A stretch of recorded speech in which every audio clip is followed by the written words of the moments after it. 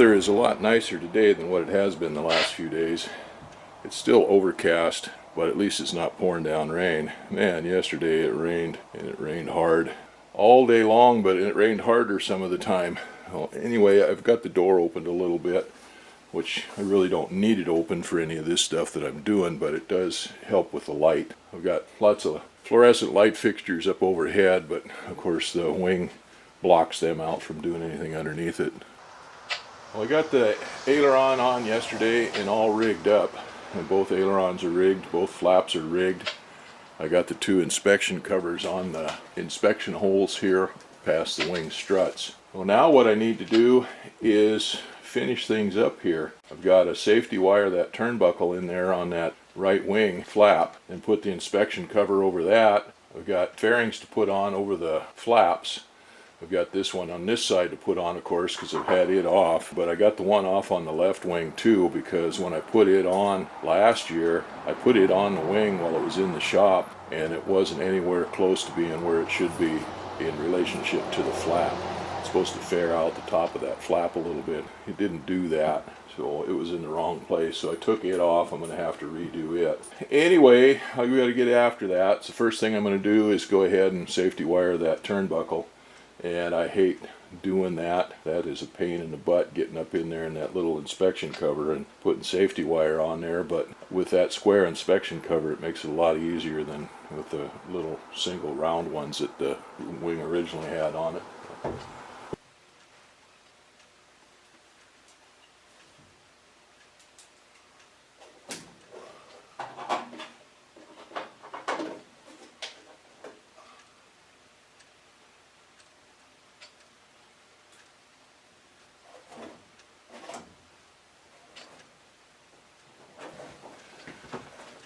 Well, that was a lot easier with that square hole in there instead of the smaller round one. And then I used a little different safety wire.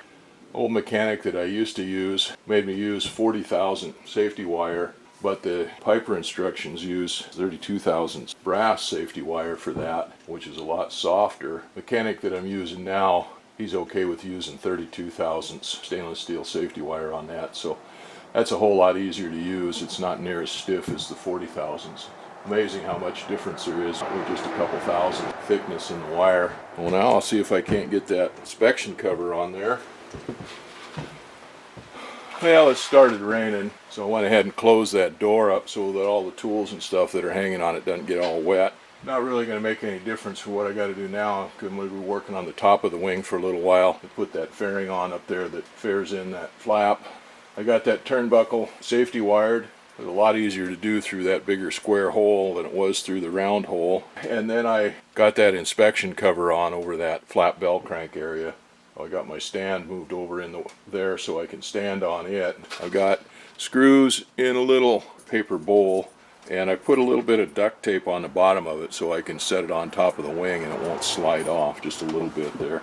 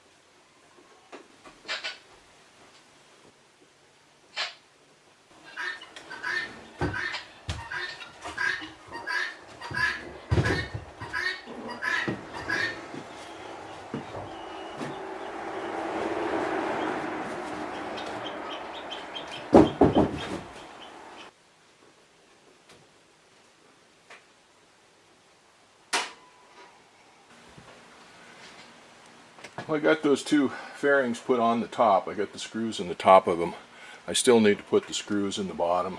The screws go into the flat false bar. Well, my fingers are getting a little bit sore there. They're sheet metal screws, and they've all got to punch in through sheet metal. Some of them found the original holes in there, but I don't mind that they go into fresh metal and make fresh holes. That way they got good purchase up there. So I'll have to lower the flaps and get to the bottom ones from underneath here. I did find a few screws that the guys, mechanics, when they were here didn't get tightened up. So I'm going to go ahead and move that stand over to the front of the wing. I got it all on the back.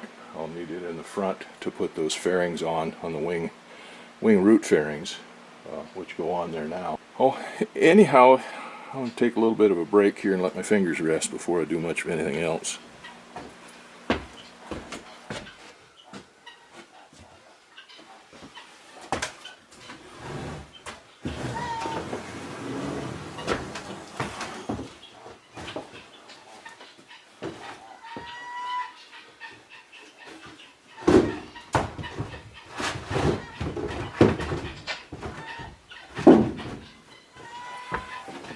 Well, I finished screwing down the fairings there on those flaps, and then I started putting the wing root fairings on and stuff. Well, I had to tighten the bolt down, a lock nut down on the one push rod on the left hand side where I'd adjusted that push rod for the flap.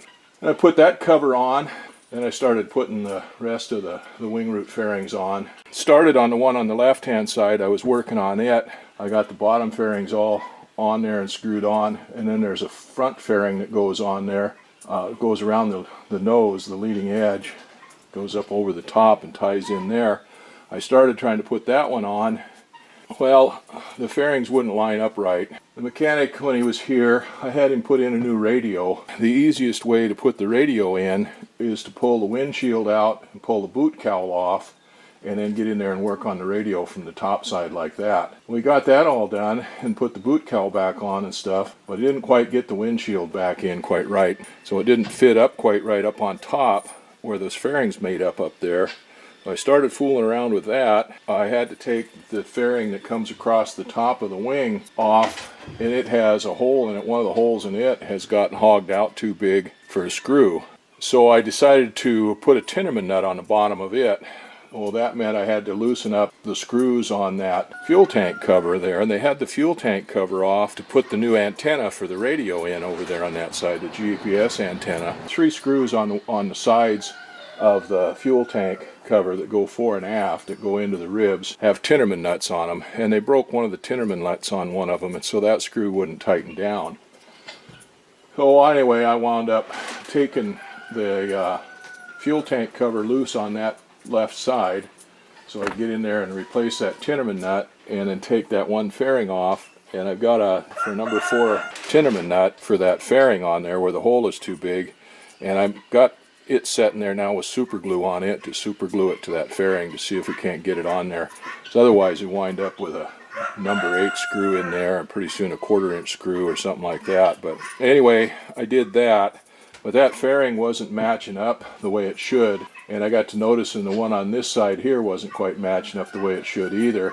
So those guys didn't quite get that windshield back in exactly right. It looks like it is, but it's not, doesn't quite fit up the way it should. So it looks like I'm going to have to take the windshield out of there and set it back in there right, get it in there right. I don't know whether they got something underneath it in the channel that the windshield mounts to on the boot cowl or what the deal is on that. So that's going to take a little bit of work. But the other thing that happened is while I was putting those fairings on, I went ahead and raised the flaps up, and the one on the left side, that worked perfect, but the one on the right side here, the flap wouldn't retract, it wouldn't come up all the way. So that fairing that I put on there is binding up with the flap's rubbing on it a little bit. So I'm going to have to loosen those screws up and redo that, because that flap doesn't come up on its own. The handle doesn't raise it up, it just lowers it down. It just comes up with spring pressure, and the spring's not strong enough to overcome the friction, and I don't want it rubbing on that fairing anyway. So anyhow, I wound up with a little bit more work on there than what I had anticipated and what I'd hoped, but when it's done, it'll be done right. Okay, that flap fairing is fixed. That thing works good now. I took all the screws but the one on this end out. It was binding up down on that inboard end, and then let that thing relax a little bit. Wound up putting all the screws back in the same hole except for the last 3 of them. They moved enough that I could get fresh holes in there, and it's still nice and uniform across the top. It fares that top in like it's supposed to. So that was easier than I thought. It must have got put in kind of a bind or something when I put the screws in the bottom. When I first put the top on, it looked like it was going to work fine, but anyway, it's good now. Now I just got to get the rest of those fairings put on there. But I think I got to pull the windshield and get it set in there right before I do that.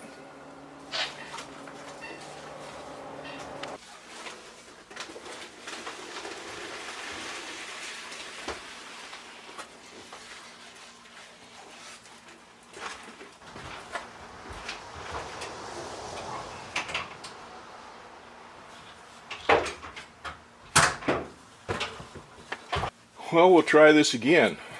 I finally quit last night. I was getting pretty frustrated. Things weren't going very well. Worked later than I normally would have. Yesterday was my movie night with my son, but my wife and my son had to go to town late to put all of my wife's stuff away from doing her rosemalling class. The town shut down.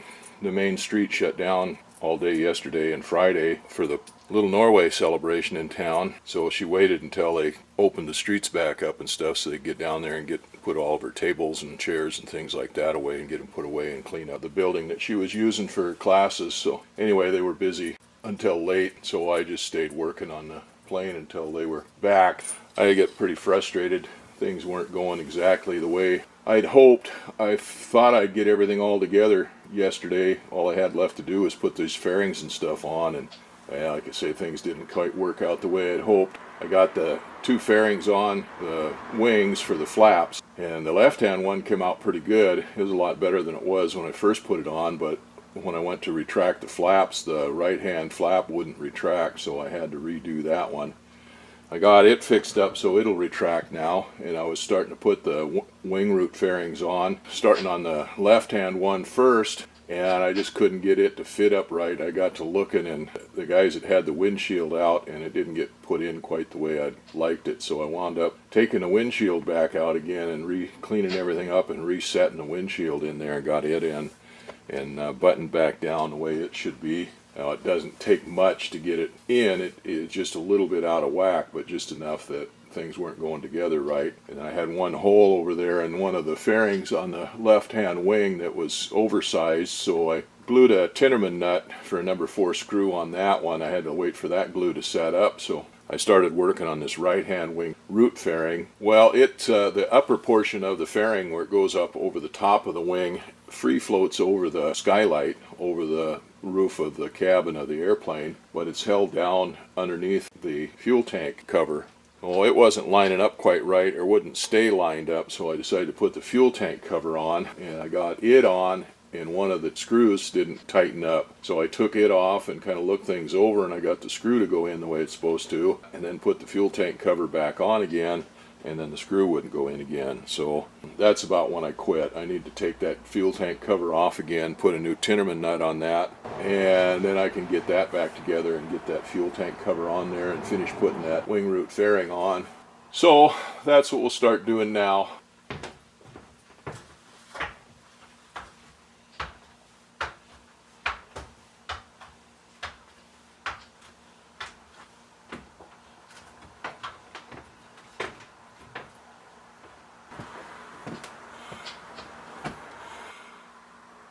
This is a Tinnerman nut, and it's called a Tinnerman nut because it's made by a company called Tinnerman. It's basically spring steel, and there's different styles of them. This one is folded over so it fits over a sheet metal panel, and then it's got these ears punched out on one side, on the back side of it. Sheet metal screw goes down in there, and that spring tension then holds the sheet metal screw in. I'm not sure exactly what the problem with this one is. It looks like it might have been pushed out a little bit too far, maybe. So I'll go get another one out. Now there's different styles of these. This one has a relatively long body on it. There's some that have short bodies on them. There are some that rivet on. There are some that are just plain, that just have one side on them. You have to hold them on by hand. And that's what I put on that wing root fairing on the left hand side is one that you hold on by hand, but I stuck it on with some super glue and we'll see if that works or not. But anyway, this is for a number 10 screw. They have them for all kinds of different sizes of them. I'll go see if I can find a new one. Okay, this is one style that gets riveted on to a sheet on the back side of a sheet. And this style here just gets held on by friction. You have to hold it on by hand and then put the screw through it and hold it on like that, or it fits into a slot or something like that. But anyway, that one doesn't have it's not folded over. This one is for a hole that is a little closer to the edge. This one is for a hole that's a little farther from the edge.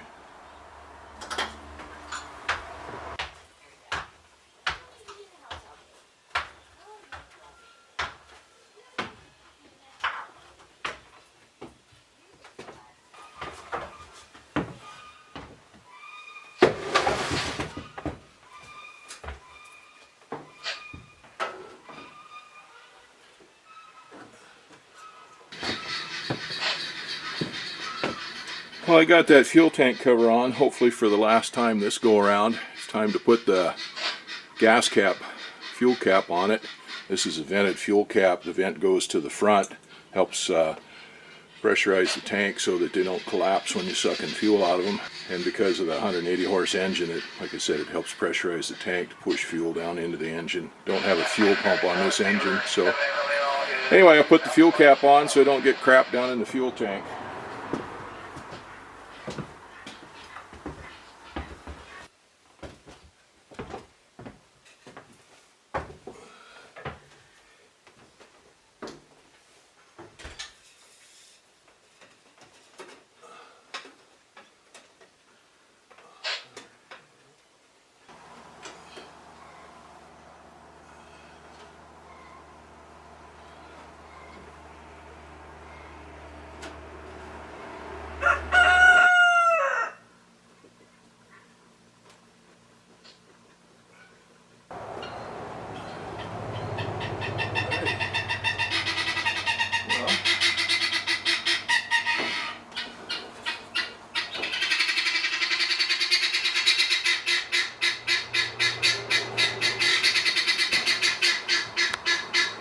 That was a little more challenging than it should have been, than I anticipated, but I got that right wing fairing on there, inboard wing fairing on there. I didn't get that inboard rib extension on there quite in exactly the same place it was before, and it kind of messed things up a little bit. All the rest of it lined up just the way it was before, but I had to do a little modification to that rear section there where it comes around. I had to take it apart, trim a little bit off of it because it was sticking out farther. I don't know why it was sticking out farther and interfering with that flap, but it was. Shouldn't have, because it's right against the fuselage on the other side there. Anyway, it's on there. It looks pretty good. So now I got to work on the one on the other side, and then I got to do a little modification to the wing root section there where it goes over the window, because that's not fitting up there exactly right, and I should have done that when I put the fuselage together, when I built the fuselage, but I didn't. I got in a hurry putting everything together. Now this side is a lot nicer, working on that fuel tank cover and that wing root cover and everything on the top there, standing on that stand, but I can get it done by standing on the steps on the float. But that other side there is just too awkward to stand on the steps on that float, so I got to move my stand around the other side.